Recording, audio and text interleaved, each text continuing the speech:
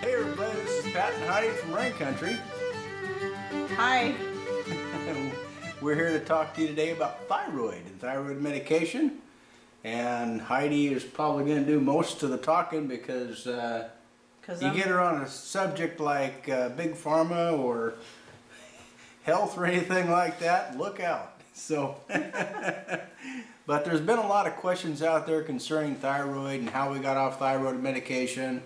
What we think about all that kind of stuff. I think most of you have been following us to know that we try to steer away from medications of any kind. We try to do the natural walk. So Heidi's going to talk a little bit about how we did it.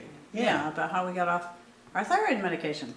So as he said, we've been getting lots of questions from new followers, and some of you have been with us for a long time, and maybe you've forgotten that, it's probably been, well, since I first started the channel, which was over 1.5 years ago, that I started a series called Pharma Free, talking about how we got off the different medications that we're on. Now, the only real prescription medication we were on was the thyroid for 15 years each. But we also were taking over-the-counter allergy medications and pain remedies and stomach remedies and all that kind of stuff. And so the first 2 parts in that series, I think I was talking mostly about how we went off all the other things, with part 3 focused mostly on thyroid. And with all the questions coming in, I figured instead of just continuing to point people to the Pharma Free series, since it's been a long time, that maybe we should just do an updated video and include Mr. Rain in here so he could give his own little testimony and just sit here next to me and be arm candy again. Now, when I did that part 3 in that series, that Pharma Free series, I had a rather exhaustive list on things that you can do. And what I'm going to do with this list is I'm going to go ahead and copy and paste it into the description box and or a comment that I'll pin to the top below. So be sure to check that if you want something that you can just copy and paste real easy and you don't have to take notes and then print it off, because this is going to be long. But I'm going to go ahead and read it to you as well, because I believe when you're learning stuff like this, it's really good to listen to things like this as much as you can, because the more you're hearing it and writing it and reading it, the more it's going to set these things into your memory. And looking over this list, there was stuff on this list I actually have forgotten about. And so it was good for me to read through it again and then just update it yet again. I'll be talking a little bit on some of the things in this list, but mostly I'm just going to read the list, starting off with some of the top nutrients you need to help boost your thyroid and get it running properly. Now, most of us who've been on thyroid medication still have our thyroid glands, and it's a matter of getting it back to healing it and doing what it was made to do all along. Now, some of you sadly have been victims of the Big Pharma way of dealing with it, the dark ages. You know, if you got a little bit of a swollen thyroid or something, they've come in and just cut it out. Now you've got to be on thyroid medication for the rest of your life. For those people, what I recommend is look into natural forms of thyroid replacement, because there are such things. You just have to understand that I believe most, if not all of it, comes from desiccated pig thyroid. And so if you have issues with the pig thing, yeah, I mean, it's just going to have to be something you have to weigh out. Personally, I would take the pig thyroid rather than take the synthetic thyroid, because synthetic thyroid has its own long list of medical problems it's going to cause in your body down the road. I know for me, when we were on the synthetic thyroid, I was constantly having joint problems, mostly in my knees, which some years in dance, there was a couple of years there where doing certain basic dance moves were very difficult for me, and I had to have my older dance students demonstrate, and that was very frustrating. Same thing for Taekwondo and the Wu Wei Gung Fu. And when your knees are hurting you, it's really frustrating when you can't do what you want to do.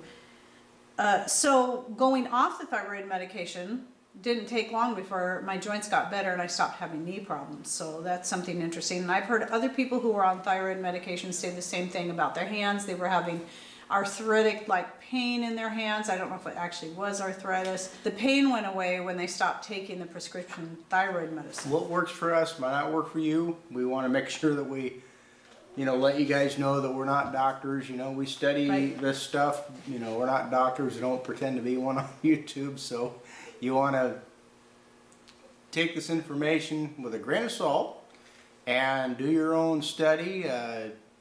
Absolutely. Yeah. What's the famous lines? Contact your doctor and see if it's right for you. Or not. Unless you have a real good doctor that believes in What we tell natural. you might cause temporary death. So.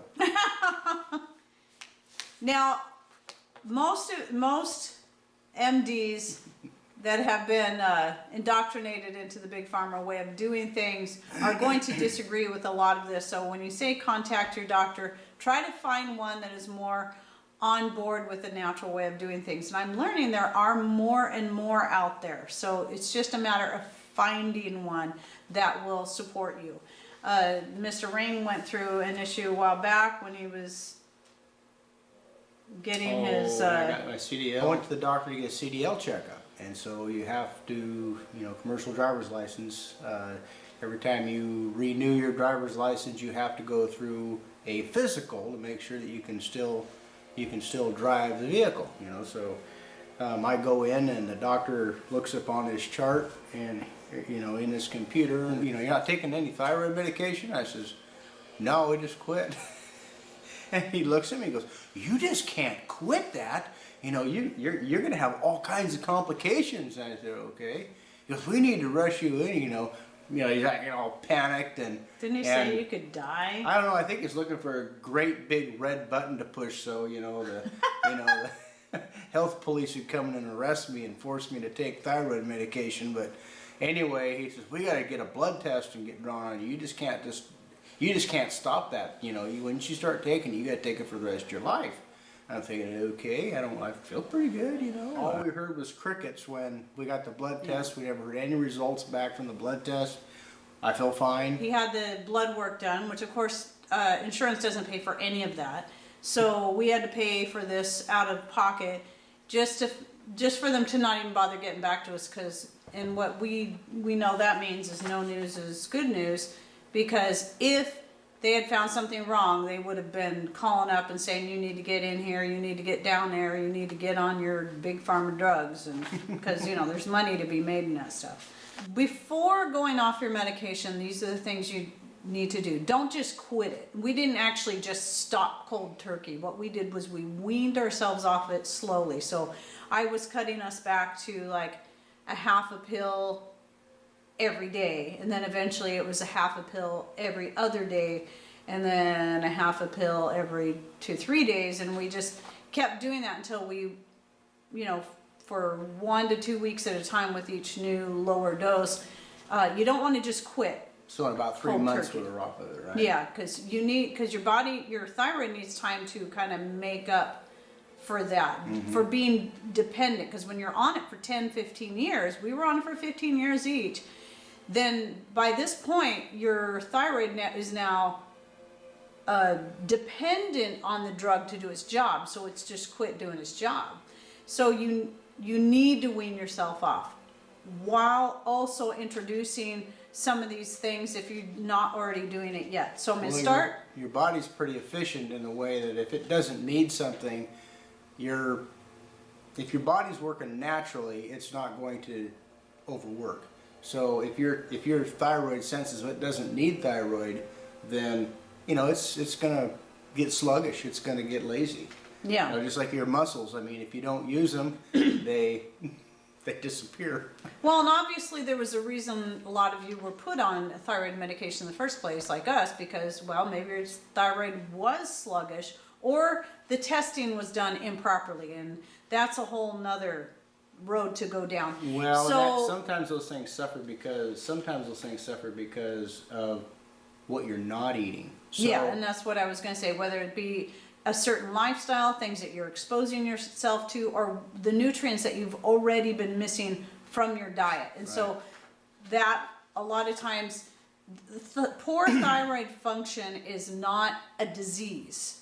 It is a symptom of something else, either something you're lacking or maybe another disorder within the body. But low thyroid in and of itself is not a disorder, it is not a disease. And that's important to understand. So you've got to find out what the root problem is. And for most people, it's simply just exposure to the wrong things and lots of toxins, gut problems due to the toxins you're ingesting or whatever, and stress, and lack of proper nutrient-dense diet. So anyway, from the top of my list, what I'm going to start with is just reading a few of the most necessary nutrients to help with a sluggish thyroid.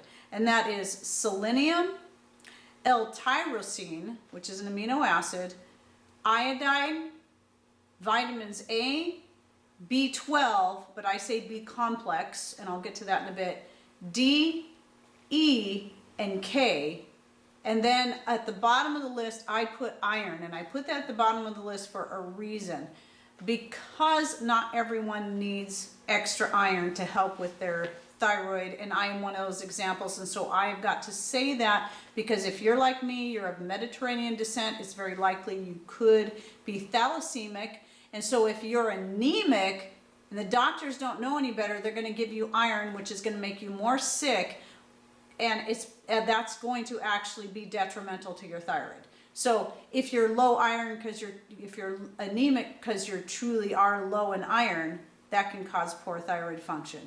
But if you're anemic because of too much iron like me, that can cause poor thyroid function. So don't be adding more iron to your diet if you don't need it. So you better make sure, if it comes to finding that out, find a doctor that knows about thalassemia and have yourself checked for that, not just regular anemia, because that's just different. Back to the B complex. I believe, as far as vitamins go in supplementation, I believe the most important thing is to get as much from your whole foods as you can. Only supplement extra as absolutely necessary, and when you do so, look for good organic, either gel caps or capsules with some kind of powder or crystals in them, depending on the type of vitamin that you're taking. Do not take tablets, because those, you've lost a lot of your nutrients in the process of those being made, and there's a lot of garbage added to them to bind them together, the binders and stuff to make them hold together, and usually all that stuff's bad for you, so you're just totally defeating the purpose of taking the nutrients in the first place. Now, the thing about taking natural foods, if you get natural foods high in all of these things that she's talking about here, the B vitamins and the selenium and stuff like that, well, not only are you nourishing your body with a meal or whatever, then you're not having to, in addition, go out and purchase all these different vitamins and minerals. It's a lot you cheaper. can get it all in your food, and you're paying for it once, and you might pay a little bit more for natural organic food as opposed to going to the fast food joint, and it might take you a little longer to prepare your meals, but you're getting a better quality food. You're staying out of the doctor's office. You're staying out of the. You're not having to take all these extra vitamins. And I'm not against taking vitamin supplements, but I'm just thinking if you're in a line of trying to, most of the people watching us are watching us because they're looking for ways to streamline their budget, to help become independent of the system, and all those different things. So this is just one way that you can augment your diet and lifestyle to rid yourself of sickness. And, Right, go ahead. So yeah, I mean, just to capitalize on what he said about it being, people look at organic foods as being so expensive, but how much more then are you paying for medications and supplements? And both of those things can be really expensive, or if you're just paying the one price for the good organic foods, you're probably paying a lot less, especially if you're growing your own. You getting exercise, fresh Right. air. Okay, so now what I'm gonna do, oh, I wanna say one more thing before I move on to the foods. Iodine is another one of those things I do not, though we did supplement a little bit with iodine during the time of transition, I do not think it's something that people should supplement with daily, because if you're eating the right foods, you know, there is debate on this, but it is, if you get too much iodine, it's just like getting too much iron. It can be detrimental to your thyroid gland.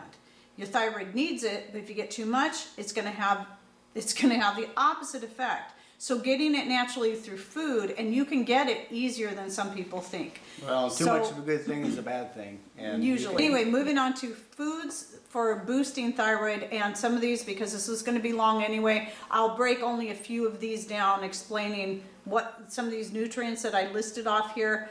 These following foods are going to be high in at least one of these nutrients above. So ginger, turmeric, fish, most varieties of fish, shellfish, though if you're into clean eating, you might want to avoid the shellfish.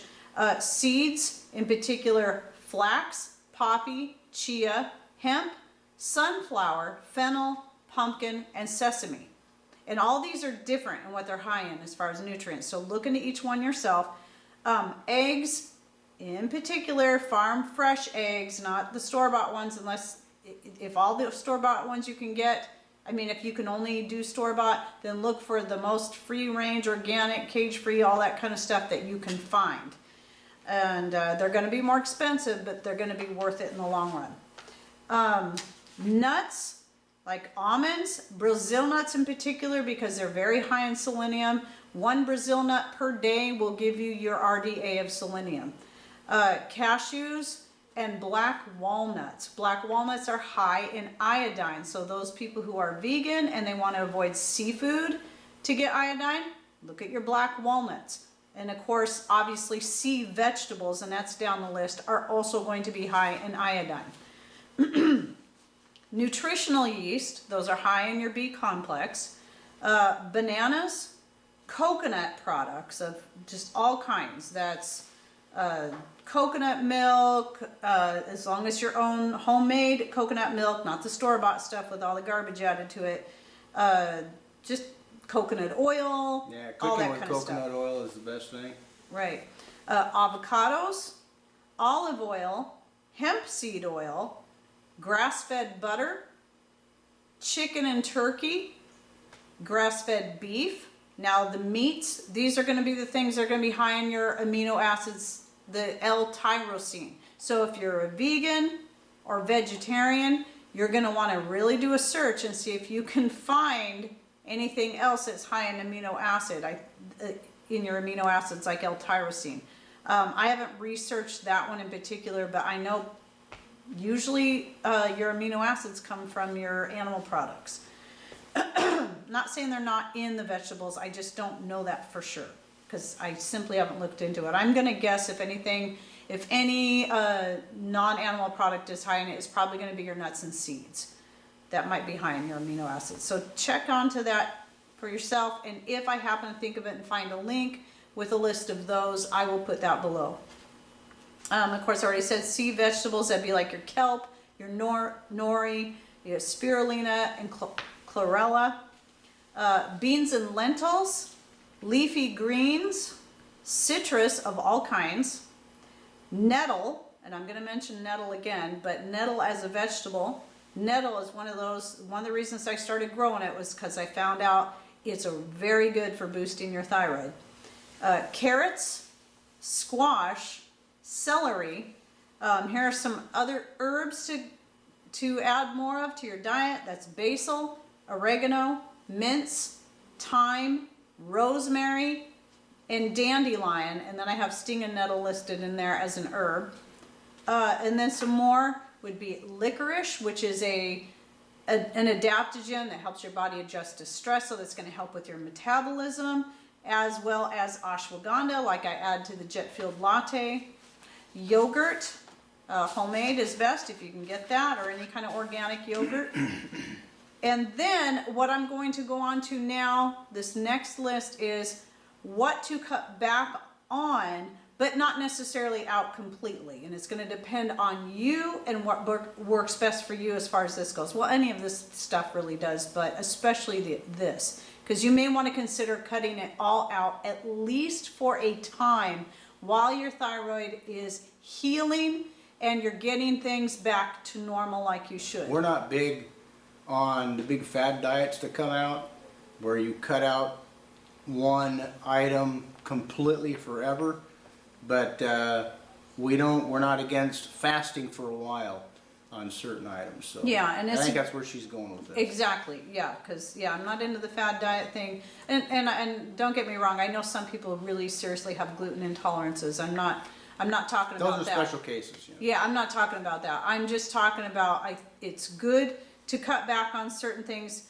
maybe even one at a time or all together, like the elimination diet. You've heard about that, to where you find what it is that you're having problems from, what foods are causing issues. And when you're dealing with your thyroid, and again, a lot of it comes back to gut issues, you need to heal your gut. So that's why I say some of these things you may need to cut back on entirely for a period of time, but it doesn't mean forever. So carbs in general, you may look at going a little bit carb free for a while. Just cut back on all the excess carbs, your breads, even your rice and potatoes and stuff, just for a time. But gluten in particular, just to make sure, if it is a gut issue, you want your gut to heal. Coffee should be cut way back on for a period of time at least. Again, as you can see, he drinks coffee and he's fine. So again, it doesn't have to be forever, just a period of time. Another one I say cut back on, but not necessarily out, is dairy. I find I do better when I have less dairy, but we know that yogurt's really good for us, and so is grass-fed butter. Butter actually can help you lose weight, and just like coconut oil. So butter. Yeah, butter. We love butter. Butter's something I never did cut out. And then one big one that a lot of people may not even realize are raw cruciferous vegetables. Again, this should only be for a time, because I think raw cruciferous vegetables are super good for you. However, they're also very high in goitrogens. So as your thyroid is trying to heal itself and get back to doing its normal functions, I say cut way back on eating them raw. Cooked is totally fine, because that's going to lower the goitrogens. It's the goitrogens in the raw vegetables that will slow down the thyroid function. And that's a maca root is one of those. It's a cruciferous. So if you're taking the maca root in its raw form, you may want to consider looking at the gelatinized, I think it is, maca root, or heating the maca root, like in the Fueled Latte. You may actually want to boil it in there instead of just adding it to your water raw. Maybe boil it in there for a little bit to cook it before you consume it. Because maca root's actually also very good for the thyroid, but it can also slow it down because of the goitrogens. So it's kind of a give and take there. So some of those other ones would be broccoli, kale, cauliflower, Brussels sprouts, cabbage, and so on. Anything that's a cruciferous. Now here's the final list. You should totally eliminate these, well, almost totally on some things, from your diet for the rest of your life. And regardless of what we're talking about, thyroid or anything like that, I think the list is kind of, things you should avoid, period. Right. This is beyond, this is beyond just thyroid. Yeah. And this is to the best of your ability. Some of this is going to be difficult to entirely avoid, because I know we can't entirely avoid all these things. But number one is genetically modified foods. Soy products, I say all of them if you can, but we still have, the Bragg's liquid aminos because we still like our soy sauce. So we just try not to have it a lot. But it is organic and non-GMO, so that's what's the most important, because most soy that you come across is going to be genetically modified. Fluoride, it's found typically in your city water, in store-bought toothpaste, in Teflon pans. It is proven to be a thyroid inhibitor, as well as it causes a whole lot of other health issues. So fluoride really needs to be cut out completely. So anything you're doing that has fluoride in it, get rid of it, except for your natural salts. I had somebody bring up about Himalayan salt. on the salt lamp video, and I got to looking at it, and yes, it does have trace amounts of fluoride in it, but so do all high mineral salts, because but it's only in trace amounts in its natural form. Typically, right. You'll find fluoride. You'll find fluoride in, you know, in soils and, right. and naturally in water. Because it is a natural mineral, or but to add it to your diet is, you know, a natural chemical. You know, but if you look on the periodic table, it's considered. I never can remember if it's the most toxic or one of the most toxic halogens on the periodic table. And so when you're getting it in its unnatural form, like what they put in the city water is usually a waste product. And in fact, our city water report even said that on one of them. It's like, wow, it says right here. But then they try to make up for it by saying, but it's been proven to be good for your teeth. No, it's not. No, it's not, because actually fluoride can cause serious bone loss. And it's worse than that, fluorosis. A lot of people think the spots it causes on the teeth is just you know, it's just a looks issue. No, it's more than that. It actually causes issues within the bone that can make it brittle and all that. So yeah, Teflon pans, make sure you get rid of any Teflon pans. Stop cooking with Teflon. We threw all ours out and switched to stainless steel and cast iron and glass. Those are the top 3 that we use. And any kind of fake fat, such as margarine, shortening, and the like. Vegetable oils and anything that's not your good healthy fat. There's a lot of those fats out there you may think are good, such as canola oil. That's another one that's a matter of debate. But from what I've learned about canola oil, that's one of the worst ones. Most likely it is genetically modified. That's one of the top reasons why I say you should stay away from it anyway. But sometimes the oils you've been told and fats you've been told are healthy are actually opposite of that. You know, margarine is not, it is probably one of the worst things. Switch to real butter if you're doing dairy. If you're not doing dairy, you know, if you're a vegan, you're gonna have to find something else. I say coconut oil. You know, coconut oil is a great butter replacement. I know it doesn't taste the same, but it's, you know, you can do things to make it taste pretty good, and it's so healthy for you. Okay, processed sugars. So your white sugar, especially just white sugar, because when you go buy a bag of cheap white sugar at the store, it's not cane sugar like you think it is. It is genetically modified sugar beets is what it comes from, and then just processed anyway. So some sweeteners to, you know, obviously it's a good idea to cut back from a lot of sugars, but I don't say cut them out altogether, because you know, raw honey and molasses are really good for you. Molasses is high in a lot of those important beneficial nutrients that you need. Coconut sugar is also high in a lot of minerals, and then there's date sugar.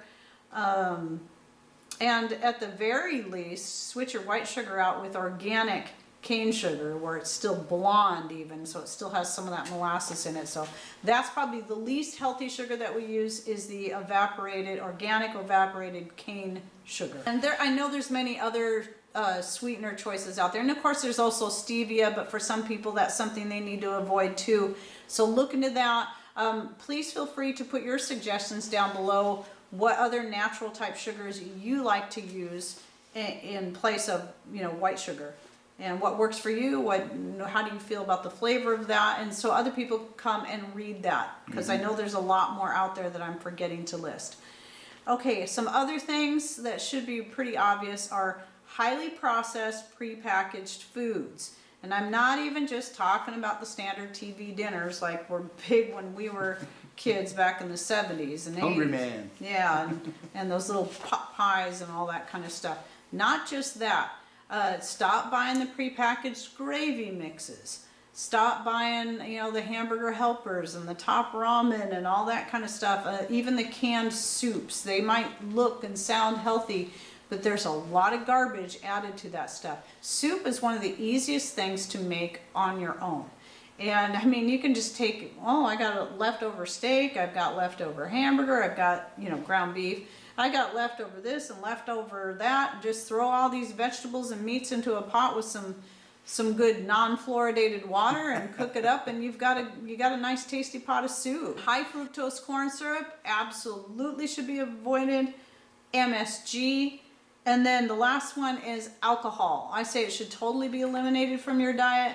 However, anyone following me knows that alcohol in the form of medicinal tinctures or even flavored extracts, I do not have a problem with, because you're using such small amounts, or even when you're cooking with it, typically you're using small amounts and it's highly diluted.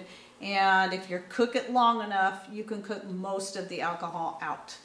And so these are the things you should look into avoiding. Now, as far as how we're doing, like I said, we've been off, I know for sure 6 years. I kind of lost count. I'm thinking it could be as long as 7, but I know for sure it's been 6 years that we've been off of our thyroid medication and have never looked back.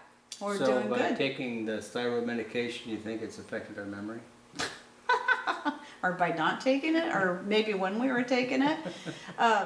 It's just that the last 6 or 7 years has gone by so fast that it's hard.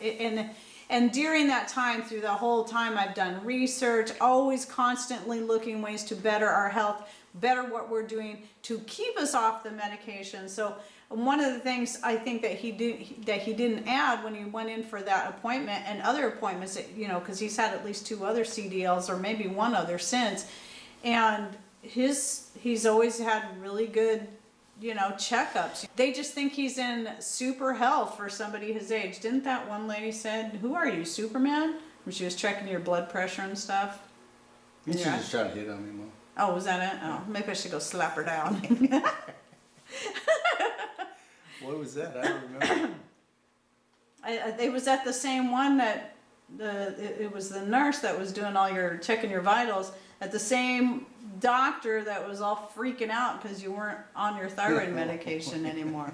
That's what made it so funny. But anyway, so yeah, and for me, I've just never been back to the doctor. I've had no reason to go, and I just go by what my body's telling me. I haven't had any blood work done. People have asked me that. It's like, well, no, I haven't had any blood work done, but I know that I feel better now than I did when I was on the medication, and to me, that's sign enough. I just kind of go by what my body's telling me, and I think when you're going along this path, you do start to learn how to listen to your body. Like, you know, you've heard it before. If you're craving bananas, it probably means your body's saying, "Hey, I need potassium." Especially if you're not a big one to eat bananas. I used to not really like to eat bananas a whole lot. I'd like banana in things, but just to eat a raw banana. But every once in a while, I'll get a craving for a banana. So if it's there, I eat it because I know that's my body saying, "Hey, potassium time." You know, and that applies to a lot of your other minerals and nutrients. If your body's craving it, you probably need it. Unless it's something toxic, you're probably just craving it because you're addicted to it. Like, because MSG is very addictive. Cheese is very addictive. It's been proven.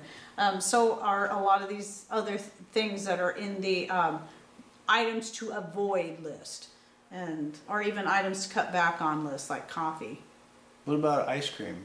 Is it your body telling you, "Oh, you need more coffee? You need more coffee and ice cream."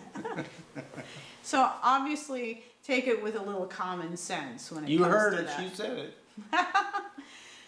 Okay, well, I hope that was helpful. I'm sure there is more I could say. And again, in my series, I'm sure there's a lot more. I haven't listened to it in a long time, so I don't know what all I said in that. I do know I read off a similar list. But I probably said a lot more since it is a 3-part series. So I will go ahead and link to that right up here. And you can check that out. And just remember, that's at least about a 1.5 years old or so. Anyway, I think that's it, Mr. Ing. So take care. So thanks for watching. Take care. And God bless.